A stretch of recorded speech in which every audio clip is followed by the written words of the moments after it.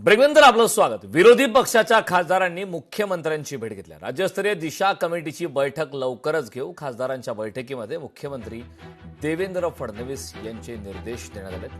खासदार पीएला ओळखपत्र देणार। सीआरपीएफ निधीमध्ये विरोधी खासदारांचे सुद्धा प्रस्ताव घेतलेले आहेत। जिल्हा नियोजन समितीत खासदारांना निधी द्या असे सुचवण्यात येईल। महाराष्ट्र सदनात सुशील गायकवाड यांना नेमले, त्यांच्याशी खासदार समन्वय साधू शकतात अशी सुद्धा माहिती मिळते।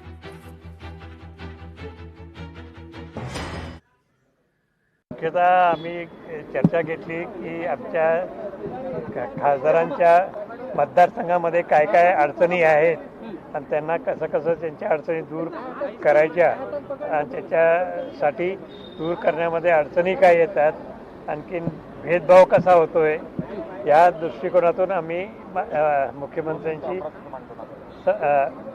बैठक घेतली आहे।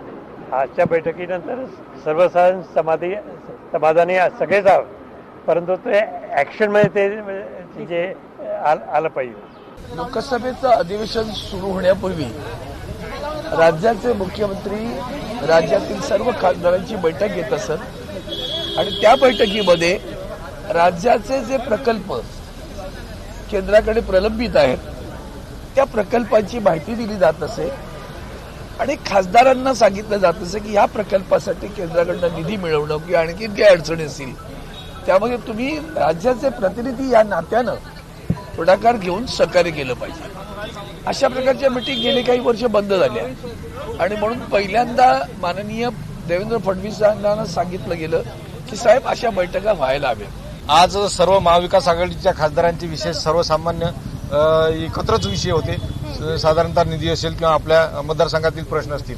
परंतु या संदर्भात अमरावतीमध्ये जे जळीत कांड झालं, डफरीनमध्ये जे 3 बालकं निष्पाप 3 बालकं जळून खाक झाले, त्या संदर्भात जी कंपनी आहे शिरल, ती कंपनी वारंवार त्या कंपनीचे तसे स्फोट झालेले आहेत। यापूर्वी 2022ला सुद्धा त्या जळलेल्या होत्या आणि आज त्यावेळेस जीवितहानी झाली होती, पण यावेळेस जीवितहानी झाली म्हणून ती कंपनी ब्लॅकलिस्ट करणे, त्या कंपनीवर गुन्हे दाखल करणे, या संदर्भात मुख्यमंत्री महोदयांनी सकारात्मक उत्तर दिले।